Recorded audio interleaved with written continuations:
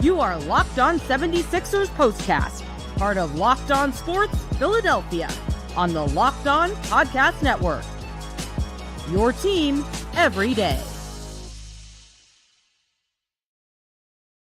Wow, what a wild one in South Philadelphia at the Wells Fargo Center. 76ers get the 111-106 game against the San Antonio Spurs to notch their 10th win of the season. We're talking double digits for the holidays, ladies and gentlemen. Welcome in. My name is Mark Farzetta. This is Locked On 76ers Postcast and Locked On Sports Philadelphia YouTube channel. It is just a joy, a pleasure to have you along for the ride in this one. Oh, we got controversy to talk about with Joel Embiid's ejection. We got a Tyrese Maxey sighting in the fourth quarter.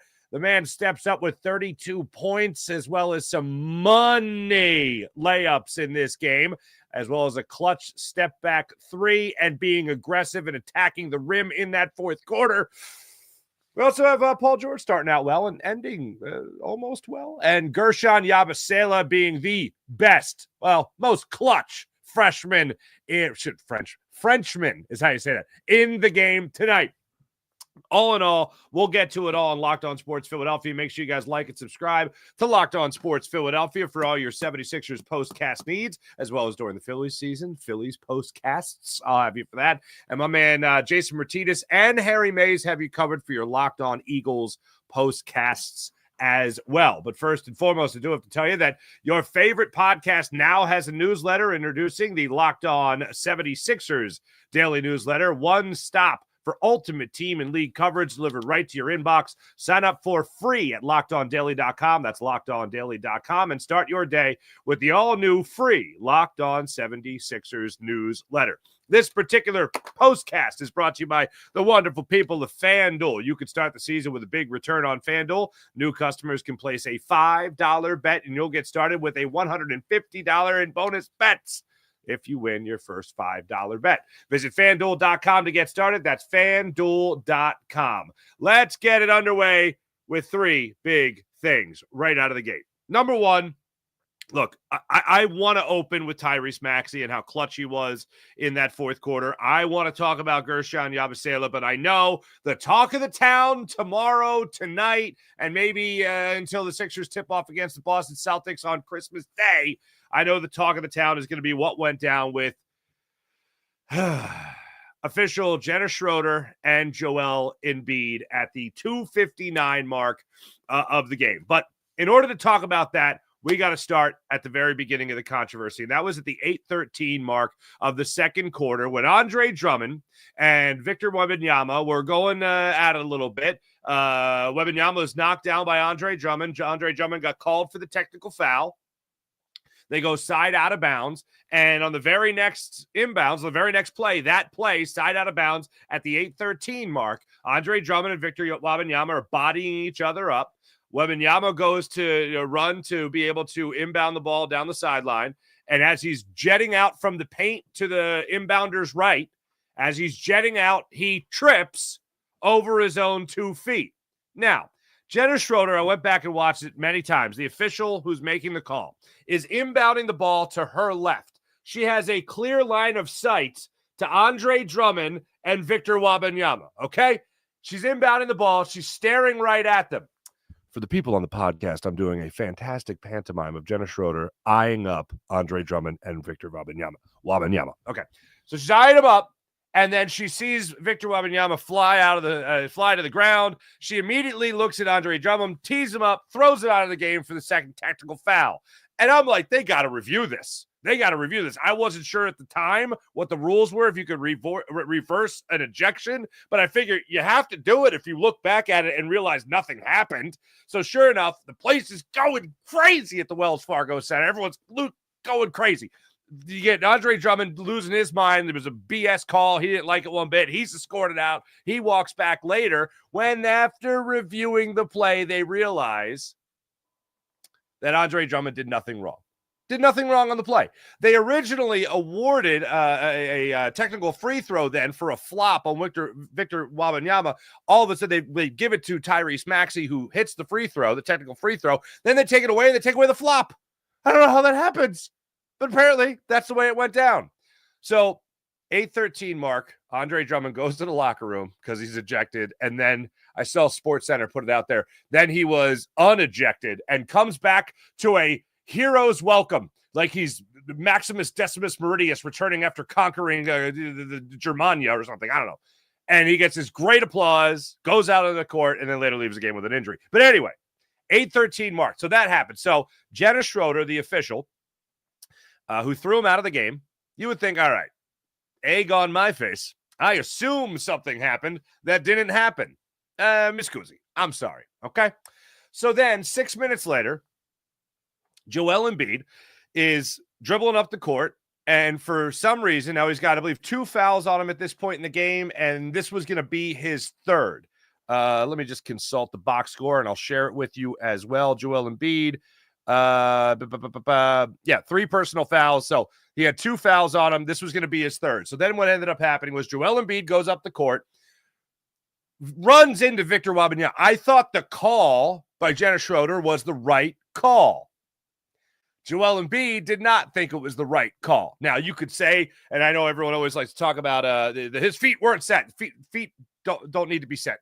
As a referee at a lot of levels, not the NBA, but a lot of levels for 10 years, feet don't need to be set. You have to have that position established. You can have your position established while your feet are moving, but if you designate blocking a lane, not moving to the left or right, you're not moving in the way of the offensive player, then that's a charge. Joel Embiid clearly committed a charge on that call. For him to lose his mind as much as he did, I thought was ridiculous. When I saw him charge the official, my first thought was, if it was anybody other than Jenna Schroeder, I would say he's getting tossed. You can't charge an official. Now, I believe in this moment, Jenna Schroeder took it into consideration that she had already attempted to toss not only one 76er, but another center for the 76ers out of the game.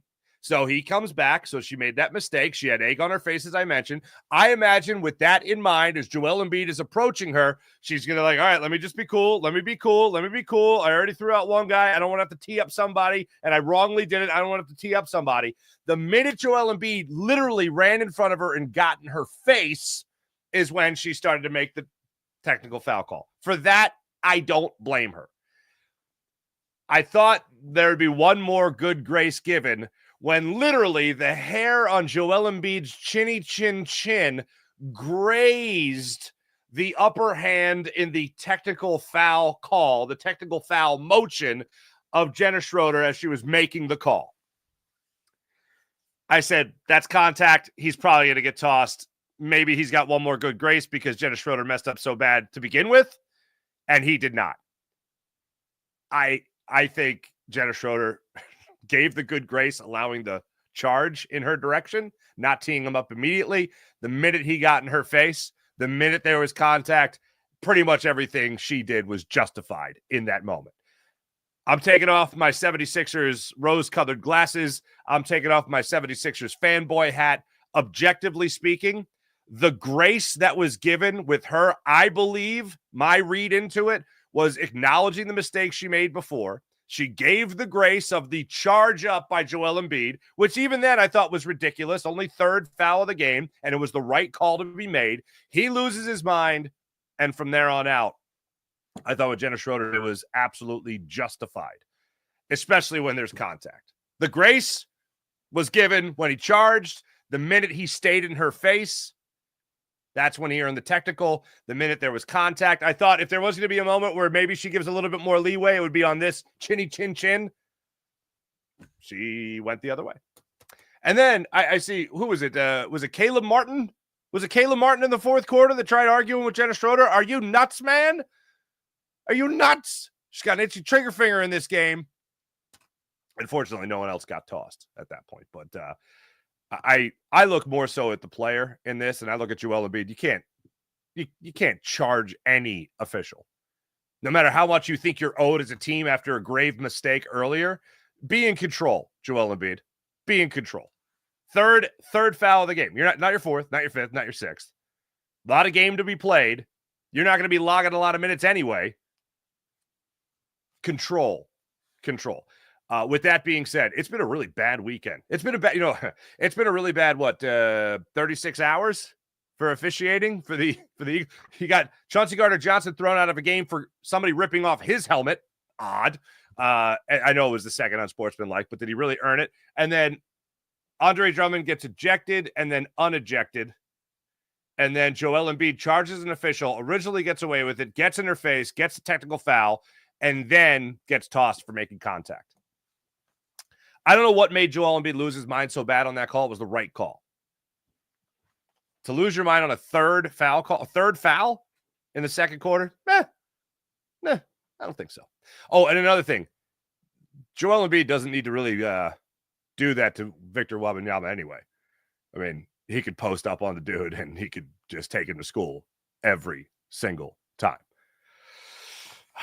Oh, and one more thing on Joel Embiid. I do love the fact that he wore the Team USA shirt into the Wells Fargo Center tonight. Just as a little, hey, remember your silver medal? Your cute little silver medal? That was adorable. Because I get to enjoy my gold medal playing with Team USA. So that's what went down. Let me know what you guys feel about it in the comment section here with Joel Embiid and what went down with the official. That's the first thing that we'll get into. This is the first time I've ever done this.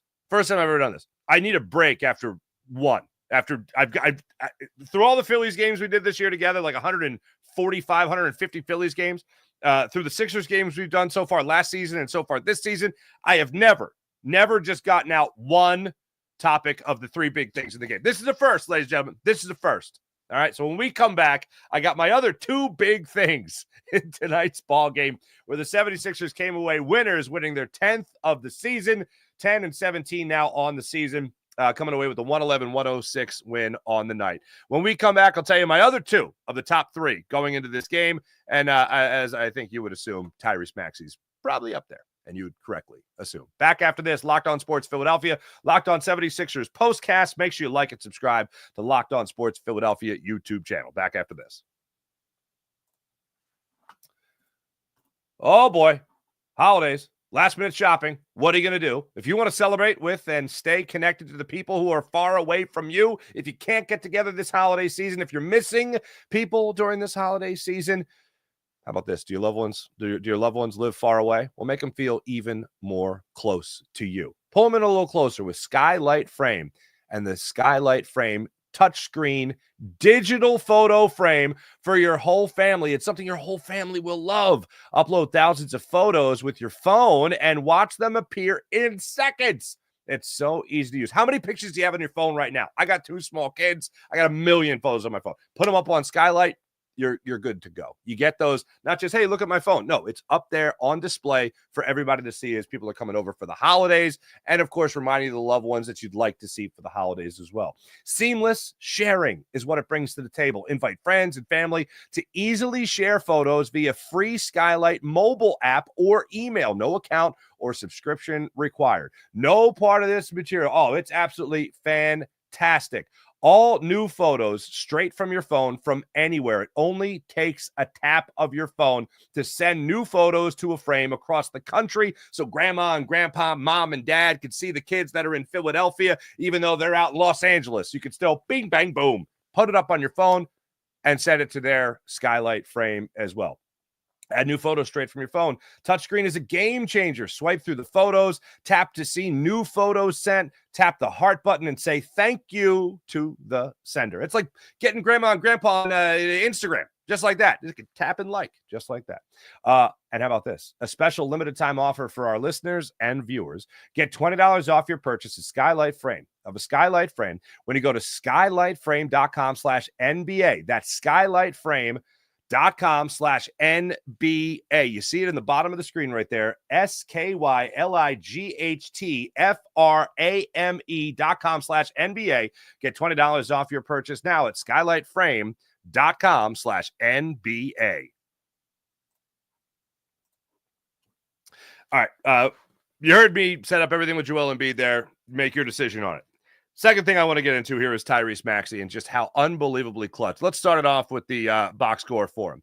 Check out Tyrese Maxey there. 41 minutes, 12 of 25 shooting, 5 of 11 from 3, 3 of 5 from the free throw line, 10 rebounds, all defensive, 8 assists, 3 steals, only 1 turnover, only 1 foul committed, and 32 points on the evening for Tyrese Maxey. But it's not just the accumulating of the points. Oh, no. It's when he scored them. Fourth quarter. Well, third quarter, the Sixers are riding a nice hot streak. They go on an 18-2 run in that third quarter to really establish a good lead. They go up 9 points, as a matter of fact. Yabu started off the fourth quarter with a thunderous slam from Kyle Lowry. Some great vision there. But Tyrese Maxey, with about 6 minutes left in the game, Sixers are starting to struggle to hold on to their lead. We get on what Mark Zumoff would call the seesaw.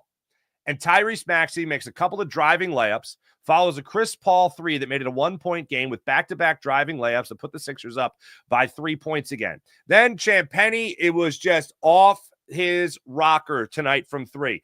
Drills, I believe, a total of 4 threes in the third quarter, at least 4 threes in the third quarter.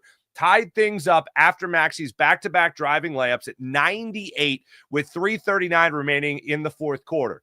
Then Victor Wembanyama goes down the floor. He knocks down the 3. PG makes a driving layup, gets fouled, and I think he's going to convert the 3-point play. He misses the 3-point play. Maxey makes another driving layup to give the Sixers the 102-104 lead. At this point, 102-101 lead. At this point in the game, that was the 14th lead change in the ball game, and to that point, there had been 11 ties in the game. They threw it up on the screen at that moment. Chris Paul comes down the other end. They make it 103-102, so that right there is the 15th lead change. I believe that's what it amounted to, with 1:20 left of the game, and then Maxey just took over. Tyrese Maxey gets a run-out, steal, dunk, and 1. Misses the free throw for another N1 opportunity, just like his man Paul George did earlier in the frame, about 2 minutes earlier. But Maxey makes it 104-103 in favor of the Sixers, and the Sixers would not lose the lead after that. After he missed that N1, Guerschon Yabusele, again, the most clutch Frenchman on the floor tonight, he comes up with the offensive rebound. Sixers end up getting another possession after that. And what does it amount to? It amounts to Tyrese Maxey knocking down a step-back 3 for his 5th and final 3 of the evening. Makes it 107-103. Spurs now have to rely on fouls and missed free throws. Wasn't going to happen from that point on as the Sixers took control thanks to Tyrese Maxey stepping up and Guerschon Yabusele being Johnny on the spot. So Tyrese Maxey, all in all tonight, was playing, for the most part, off his rocker as well. When you look at how this game started, a couple of good things jumped out to me. Paul George got off to a good start after struggling the last 2 nights. Got off to a good start in that first quarter, came away with 6 points, including a three, as well as another 3-point play conversion for him. Joel Embiid had 9 points in that first quarter. Sixers trailed by 1, 20-19, a low-scoring first, but Paul George, a good start to this game. Maxey started to take a little bit of control, had a good floater there in the second quarter, got the Sixers a 2-point lead, and really that third quarter is where I thought the Sixers were going to run away with things until there started to be a little bit of a run there by the Spurs at the end of that third quarter. And then midway through that fourth quarter, you see a 9-3 run there by the Spurs, and things started to change when Guerschon Yabusele really started to bring it. Started to rip down rebounds, hit a 3 or 2 for the Sixers tonight. All in all, off the bench, Guerschon Yabusele, who had to step up with no Joel Embiid, with no Andre Drummond, stepped up in a way to knock down 17 points for you tonight, get 4 steals, 4 rebounds, 2 assists, only 2 turnovers, 1 block, only drew 2 personal fouls in 32 minutes. He made the most of his opportunities, 3 for 5 from beyond the arc, and 6 of 8 shooting for Guerschon Yabusele. That's what you want to see. Now, I heard Kate Scott allude to it. Andre Drummond was out. You obviously had Joel Embiid out from the 2:13 mark of the second quarter for the rest of the game. So you needed someone to step up and take those center minutes. Guerschon Yabusele did that. 2:59 mark of the second quarter is when Joel Embiid got tossed. This was a great team win for the Sixers. They overcame, one heck of a run there for the Spurs. in Champagny being out there knocking down 4 threes in the fourth quarter. Then seeing Chris Paul rise up and start to hit his shots in the fourth quarter. Victor Wembanyama going out there and knocking down some threes as well. Sixers needed to overcome that, and the Sixers needed to overcome atrocious officiating in tonight's game. Look, even though I think the one call was wrong, or excuse me, even though I think Joel Embiid was in the wrong, I think he committed the charge. I think it was the right call made by Jenna Schroeder. I think she extended the courtesy, knowing that she messed up so awfully earlier in the quarter when she threw out Andre Drummond, then had to bring him back after reviewing the play. I thought she extended the courtesy when Joel Embiid charged her. I thought when he got in her face, I thought that's where she's like, all right, courtesy's over, technical foul. I thought maybe one more courtesy when the hair on his chin hit her hand. She did not. She tossed him. Joel Embiid lost his damn mind tonight. It's not often I'm going to agree with an official, but there was no excuse on a third foul in the second quarter with, by the way, 3 minutes left. There's no way you get up screaming when you just ran a guy down. But if there was ever a time to ignore, if you're a referee, if there was ever a time to ignore a player making contact with you, I thought that was it for Jenna Schroeder. She said, nope, contact, you're gone. That's the end of it. Even if it is the hair on your chin. When we come back, we'll take your comments coming up in a second here on Locked On Sports Philadelphia. Make sure you like and subscribe to the Locked On Sports Philadelphia YouTube channel. This is Locked On 76ers Postcast. My name is Mark Farzetta. We'll be back after this. Have you guys taken advantage of all Built has to offer? I hope so. Built Rewards. It's today's episode brought to you by and sponsored by Built Rewards. If you're a renter, listen up. This is a total game changer. Thanks to Built, you can now earn points on rent payments. Yeah, that's right. Just like you do with groceries, just like you do with travel, paying rent now comes with serious perks, and it comes completely free to join. Earn valuable Built points on your rent and everyday spending at no extra cost. Redeem points towards flights, hotel stays, and even future rent payments. With over 500 airlines and 700,000 hotels in their program, the possibilities are endless with Built, B-I-L-T, members. Access unique experiences that are exclusive to Built members. I love this point system, and I love it for travel. I use it all the time. Built makes it so easy to turn rent into rewards. If you're already paying rent, why not make it work for you? Start earning points on rent you're already paying by going to joinbuilt.com/lockedonnba. So go to join Built. That's joinbuilt.com/lockedonnba. Make sure you use the link so they know that we sent you from Locked On Sports. Don't wait. Start earning rewards today. That's joinbuilt.com/lockedonnba. And let's not forget about FanDuel. Get ready to tackle the NFL action. Playoffs just around the corner. Check out FanDuel, America's #1 sportsbook. Because right now, new customers can bet just $5. And if you win that bet, you'll get $150 in bonus bets. The FanDuel Sportsbook app gives you everything you need to place live bets on the NFL, all in one place. So when you get a hunch in the middle of a game, you can check the latest stats, view live play-by-play, and so much more, all on the same page where you place your bets. Just visit FanDuel.com to get started today. You could get on this action, like the Lions, for instance, being the betting favorites to win the Super Bowl. They're going off right now at plus 390. Kansas City Chiefs at plus 450. Bills going off at plus 470. And our beloved Philadelphia Eagles going off at plus 650. As for MVP, Josh Allen, minus 450. Lamar Jackson, plus 310. And Saquon Barkley at plus 1,500. Despite 150 yards this past weekend. Still on pace if he plays all 3 games in the final season. Now 2 games left in the season. Still on pace to break Eric Dickerson's record now. You'll get started with $150 in bonus bets if you win your first $5 bet on FanDuel. That's FanDuel.com. Never waste a hunch. Make every moment more with FanDuel, an official sportsbook partner of the NFL. So I hit Joel Embiid, number one. Number two, Tyrese Maxey's clutch performance for the 10-9-8 76ers tonight. And Guerschon Yabusele going out there and doing his thing. One more man that deserves a shout-out. Bring up his numbers one more time. I mentioned Paul George actually chipping in 19 points tonight. 6 of 16 shooting. 5 of 7 from the line. 2 of 7 from beyond the arc. How about this man as well? Caleb Martin rejoining the squad today and actually knocking down some shots for them. 4 of 8 from the field. 27 minutes. 3 of 5 from beyond the arc for them. That is a good night for Caleb Martin. I love the story that they told on the broadcast today. My friend Taryn Hatcher telling the story that she was walking into the Wells Fargo Center and she actually heard a ball bouncing in off hours. And she went, what's going on here? Caleb Martin, before he came back from injury, was already starting to get things going for himself, saying specifically he wanted to shoot on that rim.